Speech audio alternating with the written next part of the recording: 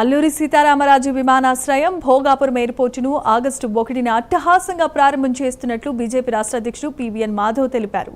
ఈ ప్రారంభోత్సవ కార్యక్రమానికి ప్రధాని మోదీ హాజరవుతారు. పండుగ వాతావరణంలో నిర్వహించబోతున్న ఈ వేడుకలో ప్రధాని మంత్రికి 16,000 మంది గిరిజన బాలబాలికలతో సాంప్రదాయ దిన్సా నృత్యం ద్వారా ఘన స్వాగతం పలికేందుకు ప్రత్యేక ఏర్పాట్లు చేస్తున్నామన్నారు. భోగాపురం విమానాశ్రయ ప్రారంభం ఉత్తరాంధ్ర అభివృద్ధికి కీలక మైలురాయిగా నిలుస్తుందని అంటున్న ఏపీ బీజేపీ అధ్యక్షుడు పీవీఎన్ మాధవ్తో మా విశాఖ ప్రతినిధి నరసింహ ఫేస్ టు ఫేస్. ఏదైనా భోగాపురంలో ప్రతిష్టాత్మకంగా ఏదైతే ప్రారంభోత్సవం కానున్నటువంటి అంతర్జాతీయ విమానాశ్రయం అయితే ప్రారంభోత్సవం ముమ్మరంగా ఏర్పాట్లు కొనసాగుతున్నాయి. దీనికి పర్యటించి కూడా రాష్ట్ర బీజేపీ అధ్యక్షులు అయితే పీవీఎన్ మాధవ్ తదితర బీజేపీ శ్రేణులు అయితే ఈ ప్రాంతానికి వచ్చి సందర్శించారు. చూడొచ్చు కళాకారులకు అద్దం పట్టేలా ఈ రోజు చూసుకుంటే ఇక ఏదైతే విమానాశ్రయాన్ని ఒక తీర్చిదిద్దారు అయితే ఈ ఏర్పాట్ల పట్ల మీరేమంటారు? చాలా పూర్తి సంతృప్తి ఉంది. అలాగే నిజంగా మేము ఊహించలేదు. దీనికి ముందు ఒక 15 రోజుల క్రితం రావటం జరిగింది. రామ్మోహన్ నాయుడు గారితో పాటు చూసాం.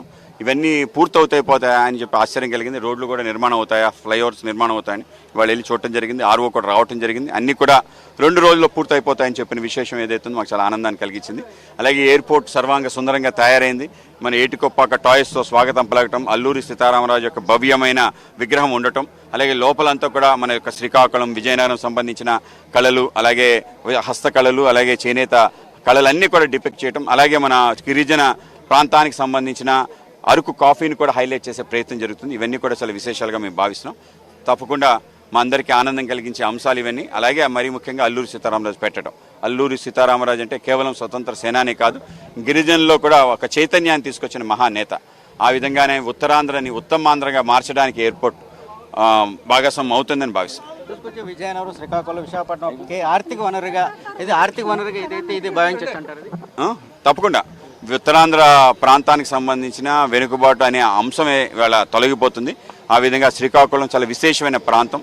మొత్తం మన ఆంధ్ర కాదు, భారతదేశానికి అలాగే విదేశాలకు కూడా ఇక్కడి నుంచి సంస్కృతి విరాజిల్లిందని చెప్తారు. అటువంటి ప్రాంతాన్ని ఇవాళ మనం బయటకు తీసుకురాబోతున్నాం.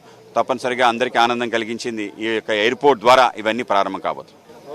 చూసుకుంటే ఏదైతే ప్రధానంగా అయితే సంస్కృతి సాంప్రదాయాలకు నిలుటద్దంగానటువంటి ఏదైతే ఆగస్టు 1వ తేదీన ఎయిర్పోర్ట్ని అయితే ఇంకా ప్రతిష్టాత్మకంగా ప్రారంభం కానున్న నేపథ్యంలో కూడా ప్రధాని నరేంద్ర మోడీ కూడా ముఖ్య అతిథిగా హాజరయ్యి ఈ యొక్క ఎయిర్పోర్ట్ని అయితే ప్రారంభించనున్నారు. సాంస్కృతిక సాంప్రదాయాలకు నెలకొట్టుగా అద్దం పట్టేలా ఏదైతే 13,000 గిరిజనులతో దింసా నృత్యాలతో కూడా ఒక పండుగ వాతావరణంలో ఏదైతే విమానాశ్రయం ప్రారంభించబోతున్నామని బీజేపీ రాష్ట్ర అధ్యక్షులు పీవీఎన్ మాధవ్ అయితే మనతో పాటు చెప్తున్న పరిస్థితి అయితే నెలకొంది. కెమెరామెన్ సుధాకర్తో నరసింహ, ప్రైమ్ మినిస్టర్ విశాఖపట్నం నుంచి.